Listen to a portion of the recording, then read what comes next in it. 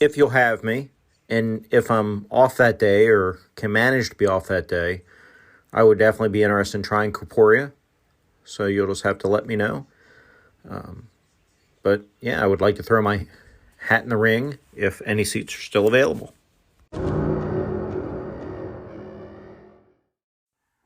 You're listening to the Casting Shadows podcast. This is RPG A Day 2022.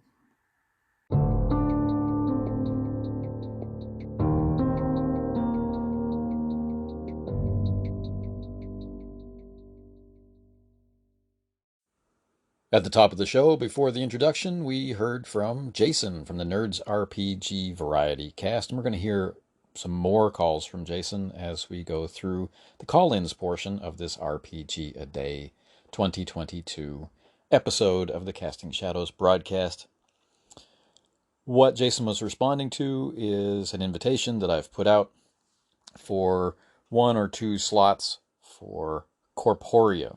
The idea is similar to one that Jason has proposed himself for his Street Fighter game, which is going to rely heavily on play-by-post, but hopefully be able to transition when schedules allow into live sessions via the internet, so that the real experience of the game can be experienced.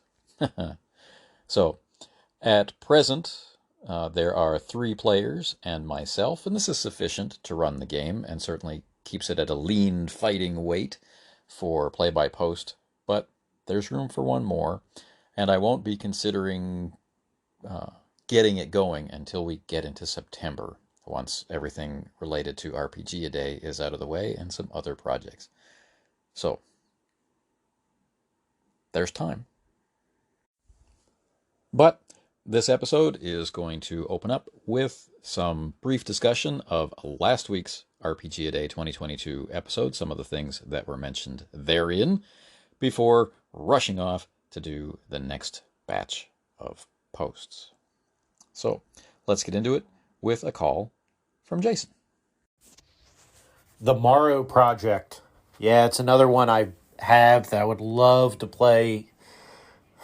But, the Morrow Project, just like the TriTac games, Bureau 13, Stalking the Night Fantastic, and all the other, the one, was it Fringeworthy and Incursion? The problem with all those, the system scares people away. But I think it'd be a lot of fun. And I would definitely enjoy trying to do... Well, it's like Phoenix Command, right? I've got all the crazy Phoenix Command stuff. And I would love from Leading Edge Games, and I'd love to try to get that to the table. You're doing your Aliens thing. I mean, you're using, of course, the Alien role-playing game. I have the Aliens role-playing game from Leading Edge, which is just a little bit crunchier than the Free League version. But, yeah, I'd love to get those to the table at some point. And more people are enjoying these games with a little bit more complicated combat resolution, thanks to the help of internet tools. Of course, we had workarounds back in the day, like Rollmaster. Everybody would have the charts in front of them. You make photocopies of the charts or something like that. But nowadays, with software, with some of these VTTs, it does all the work for you. So, a Rollmaster combat can go as fast or faster than a 5e combat, what I understand. Not a big 5e player myself, but my understanding is, it can zip right along nowadays with the virtual tools doing all the math and all the hopping over, figuring out the critical table and giving you the results and everything else. So I don't see why the same couldn't be done, although you'd probably have to do it yourself for some of these other games like the Morrow Project and the TriTac games and Aftermath maybe, right? It's true, and it's really refreshing now that we're, sailing into the 2020s, how the older games are having a resurgence, whether it's just because, a certain generation of gamers is reaching an age where they're getting rid of stuff that they're finished with, or, unfortunately passing on, and so their stuff is being passed on. But it's nice to see the material getting into other people's hands and a new excitement for an old game, because it's still new to you when you try it. And the other thing about editions and older games is that, when we say something like the Morrow Project, do we mean the Morrow Project Original Edition? Do we mean Morrow Project Second Edition or Third Edition? Each one has its own distinct differences and challenges. Like Third Edition is the one I played as a younger person, which had the BRP skill system kind of, let's be positive and say, added to it, which caused a certain amount of confusion for people who were used to an older version of it, and seemed quite normal and accessible to me at the time. But the latest edition, the fourth edition,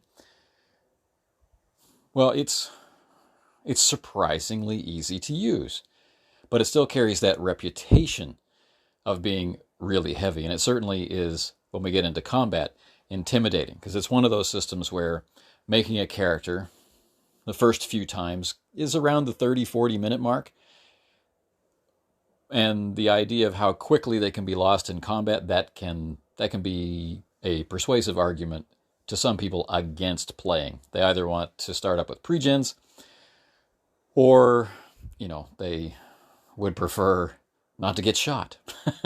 But it's really easy to start getting into these games, and companies like FGU that are still selling some of these older games, it's a very cool time to listen to what other people are doing and get inspired ourselves. Now, for those who don't know, I've also been releasing posts on YouTube, and they work the same way as they do here, except in reverse order. On YouTube, I've been answering prompts for the week ahead, and here on the podcast, I've been answering the prompts from the week that has just passed. Jason's been kind enough to listen to and comment on both of them. Hey, Anthony, just finished listening to your YouTube week 4. Very interesting. Thank you for sharing. I was especially interested in, the thought process behind doing the past lives to a mentor, and the idea of the mentor taking away spotlight. I think that's really interesting, that not wanting the, and especially like with a play-by-post game as well, but even in a regular game, the amount of screen time a mentor, a major NPC gets. I really think that's a interesting decision you guys made, and it's awesome the game supported the ability to do that interesting decision, and I can definitely see the advantages of that. So, yeah, very neat. Thank you for sharing. Thanks for listening to both the podcast and the YouTube broadcast of the same kind of information. I hope that they were different enough that experience wasn't boring. It's kind of funny. Last year, I felt like I wasn't going to have enough time, so I just focused on the podcast. I did everything on the podcast and didn't do much at all with the written blog for the first time, or for YouTube. I had intended to, transfer the podcast episodes over into YouTube, but, somehow never found the time in a year. But this year, I've managed to post daily on the blog, do weekly podcast episodes and weekly YouTube episodes, and for the most part, keep them a certain degree of different. So anyway, thanks a lot for listening. And in regard to your comments about the character that I talked about on YouTube, which is different than the character that I talked about on the podcast, well, it is kind of cool. Ubiquity is, built from the ground up to handle certain aspects of pulp heroics, certain core aspects. Things like, building curious creatures from inside the Hollow Earth, like, giant apes or whatever, or on Mars, robotic sentinels, patrolling the wastes of Mars for thousands of years, and this sort of stuff. It's got all kinds of tools for harnessing your pulp desires, I guess. And so one of these things, is that the idea of the character who has flashbacks or has these experiences, and there's multiple ways to do that. so that you can play that character like Kwai Chang Caine or the numerous comic book characters and whatnot who, in the moment, gain access to an insight which will allow them to handle the current situation. Great for solo gaming, but also really good, as you point out, for dealing with the slow pace of play-by-post. So it's really cool to keep finding things in Ubiquity that surprise and please me, and this was just one of many in that particular campaign.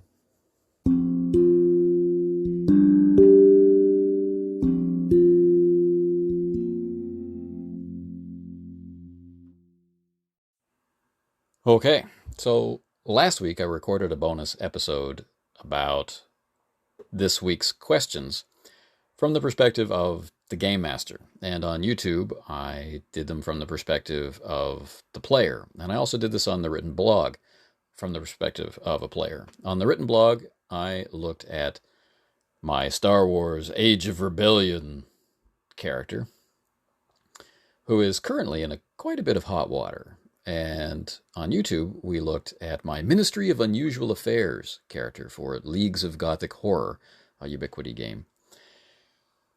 And, surely that could be considered enough, but I'm going to take a few minutes and I'm going to look at another current character. This is a long-running game. It doesn't run very often, but the campaign is not over. It's still very, very active. There was a session played of it recently, and I think it's a valuable one to talk about. What am I talking about? It's, of course, our all-for-one Régime Diabolique campaign called Lights in Darkness, which we began playing in the spring of 2017. There was a period of quite a bit of activity at the beginning of the campaign, but we'll get into that in a minute. So who was my character in that campaign, or who is my character in that campaign? Well, my character is, of course, a musketeer, because you play musketeers in the basic, the vanilla form of All for One Régime Diabolique, and that was how it started. I proposed it as, let's play Ubiquity, let's play All for One, let's see what it's like, and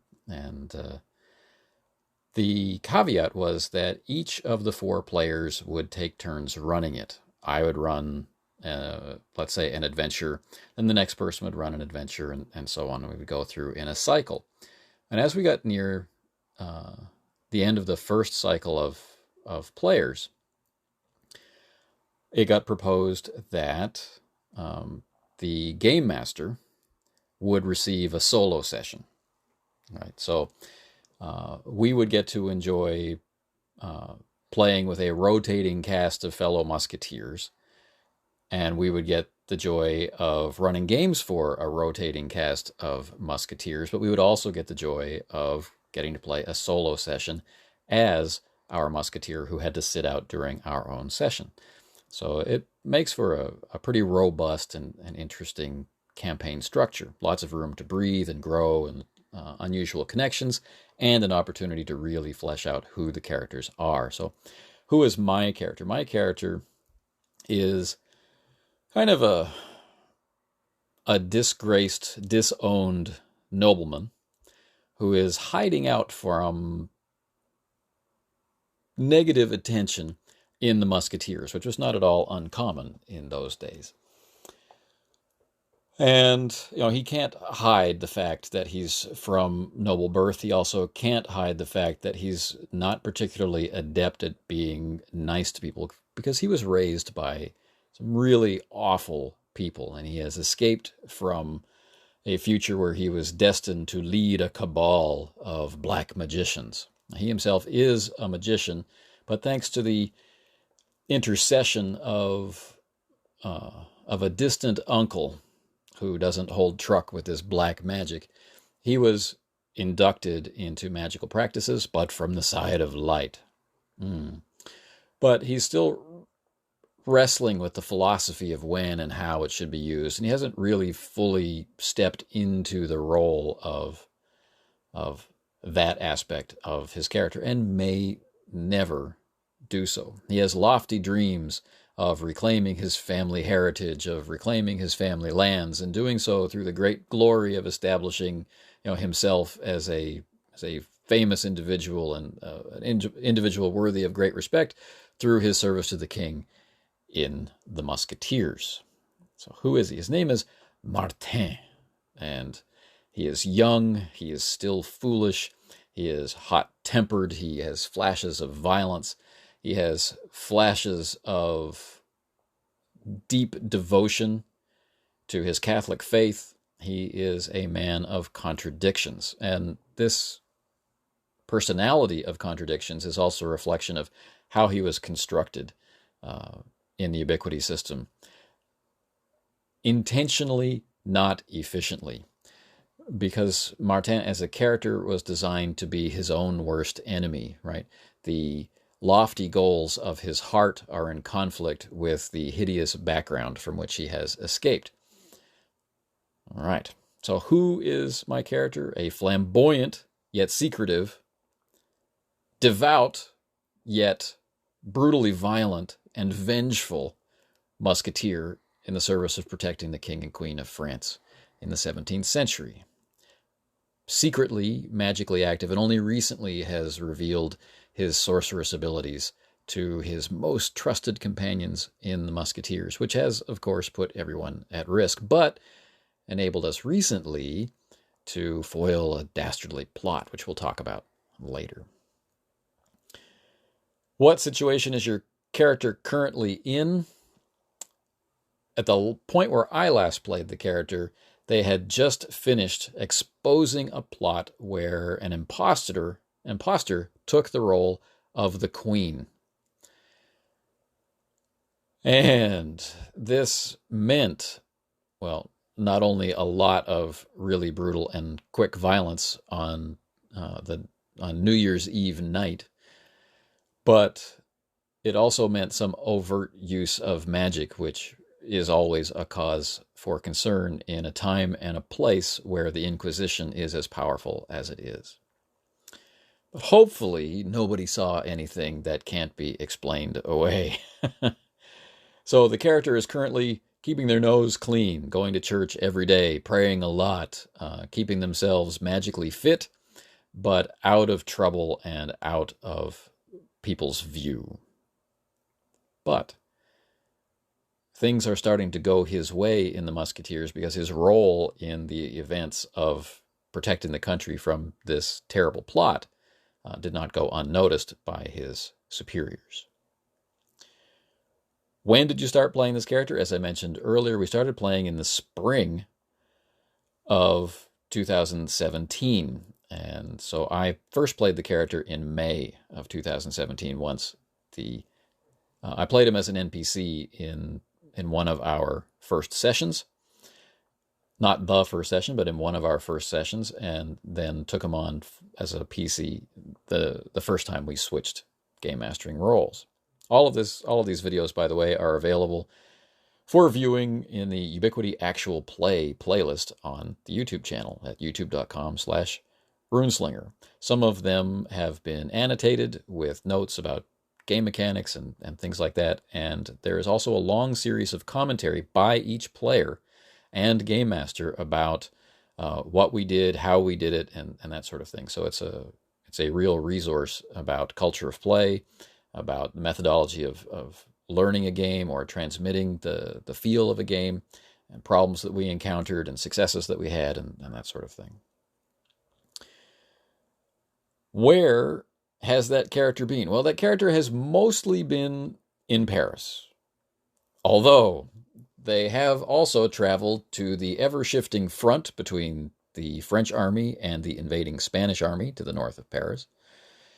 And they've been to some places to the south, such as their cursed hometown of Stull, a non-real location, pretty much our only non-real location in all of this campaign. Real history has been used and abused, folded, spindled, and mutilated in order to create some interesting connections and problems and situations, such as visiting dignitaries who need to be rescued or who are threatened by Spanish spies, and a whole plethora of Spanish spies who probably never existed to the extent or with the virulence that we have put them in place, but in this supernaturally inflected France seemed to fit right in. So where's the character been? Hundreds of miles away from home, but really his home is all of France. And from his point of view, he has the blood of kings flowing in his veins, so everywhere is home. Why does the character do what they do? There are two reasons. One, because it's the right thing. Two, because it's his duty. And these things don't always agree in real life. It's the right thing to do would be open defiance of what his family and the cult that his family is a major part of would think is the right thing to do. And duty as a musketeer, well, that depends from the king's point of view, from the commander of the musketeers' point of view, and from the individual musketeer's point of view. What exactly is their duty and how should it be executed? So it's been a lot of fun to consider, why he's doing what he's doing, for the good of France, for the safety of the king, for his own glory, to strike a blow against evil, to save the innocent, to get revenge. There are so many conflicting motivations inside the character. And this, provides really fertile territory for play, how any given situation or experience might cause him to respond or cause me to respond while thinking of what he might do. How has the character changed? Well, he started off as being very secretive and wanting to hide, and then growing more and more flamboyant, taking bigger and bigger risks.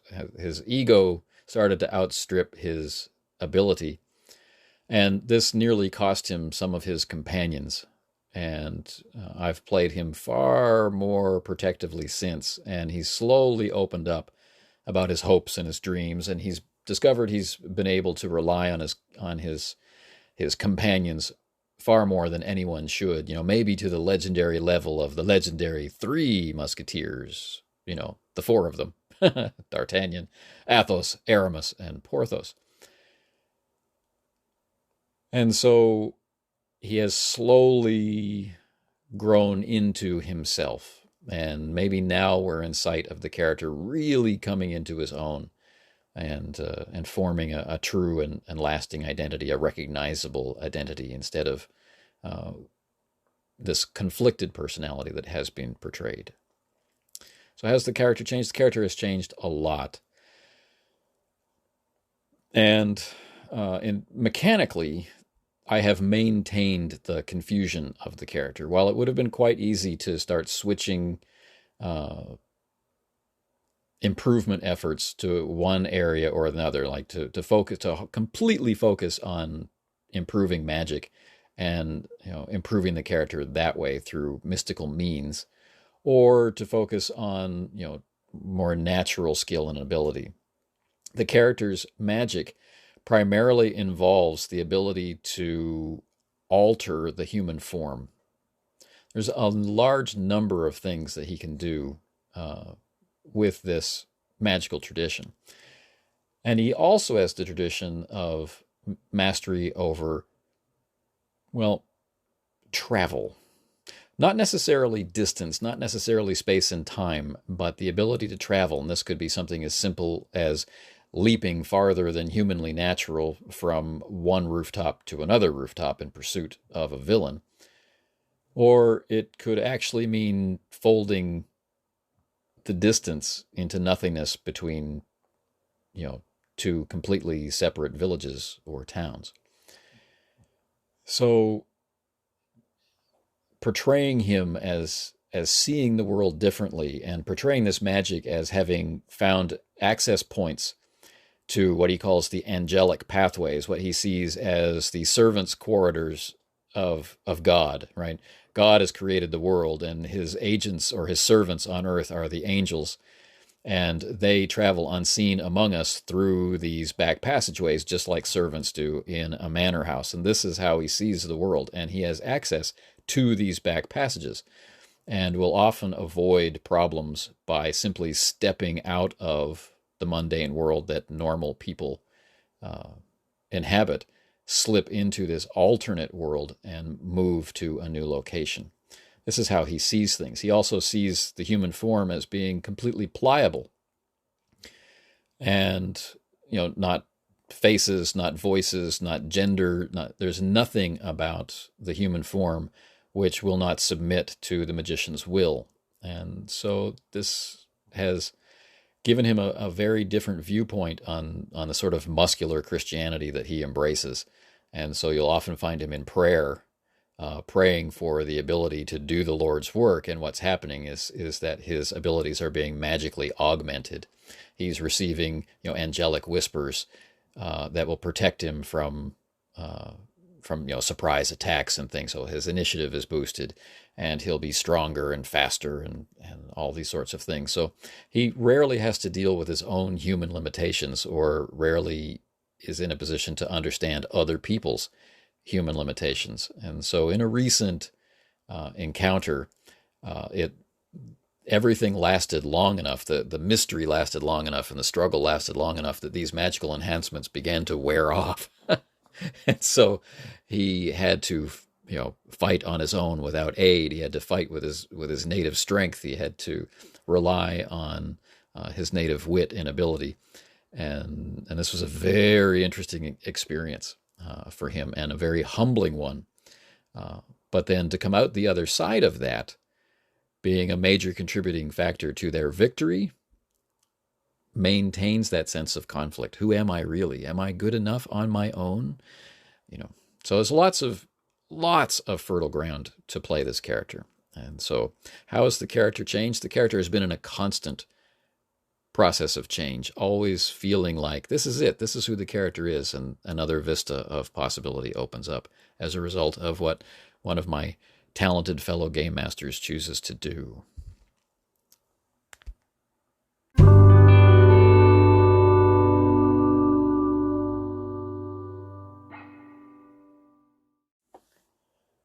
So the last recording for RPG A Day 2022 for this podcast, the Casting Shadows podcast, will occur on the 31st. We'll look at Sunday, Monday, and Tuesday and Wednesday, right? That's right, isn't it? Yes. Style Sunday, and then who, what, when. Sunday, Monday, Tuesday, Wednesday, and we'll end the 31st. And we'll end RPG A Day 2022 on that day, looking back at the week ahead. And this is mostly focused, except for Style Sunday, mostly focused on RPG A Day itself. And this is really something that, as being on the inside of RPG A Day, is something that, I think I should play close to my vest so as not to unduly influence those out there who are considering their responses. But anyway, RPG A Day 2022. It's been remarkably satisfying, but we'll talk about that in the concluding broadcast.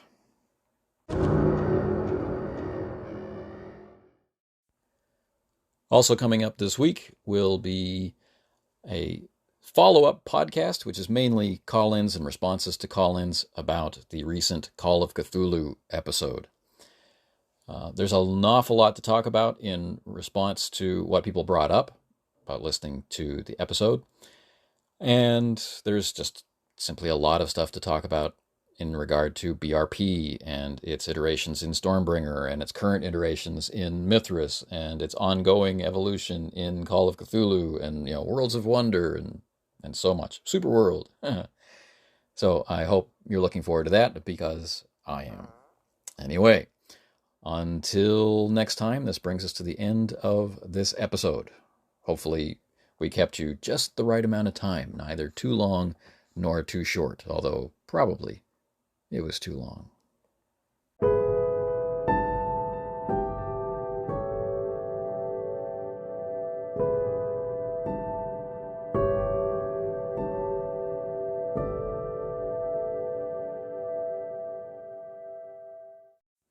You've been listening to an episode of the Casting Shadows podcast, an extension of the Casting Shadows blog, found at castingshadowsblog.com.